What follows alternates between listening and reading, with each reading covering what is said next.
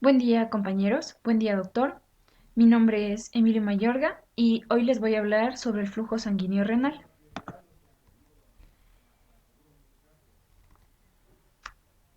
A manera de ejemplo, en un hombre de 70 kilogramos, el fluido sanguíneo de sus dos riñones es de más o menos 1100 mililitros, que esto sería el 22% del gasto cardíaco, aunque los riñones constituyen el 0,4% del peso total.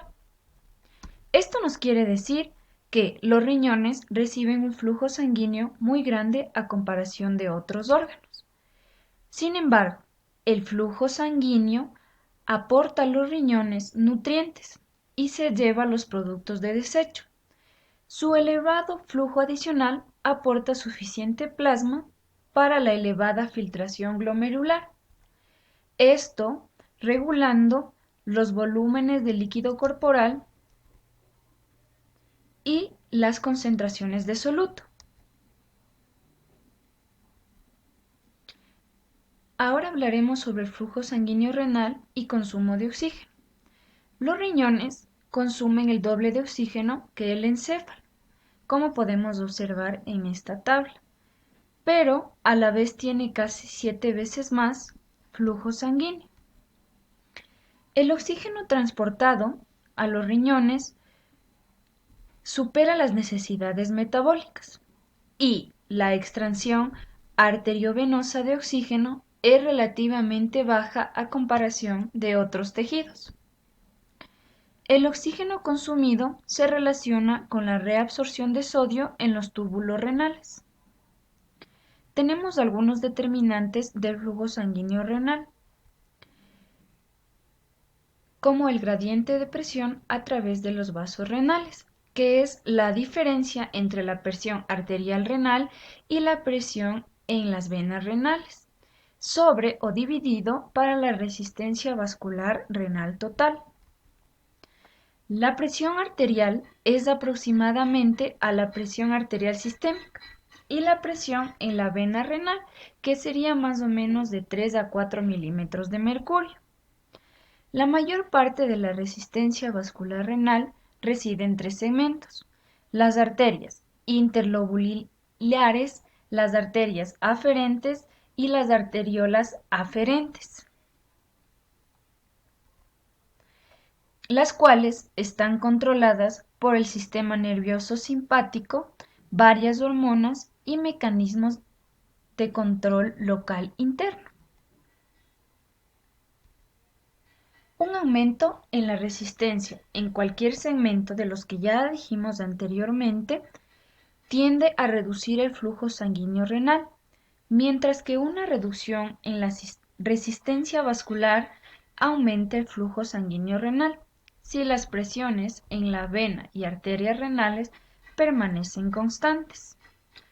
Los riñones tienen mecanismos efectores para mantener el flujo sanguíneo renal y la filtración glomerular relativamente constantes, entre 80 y 170 milímetros de mercurio de presión arterial, mediante el proceso de autorregulación.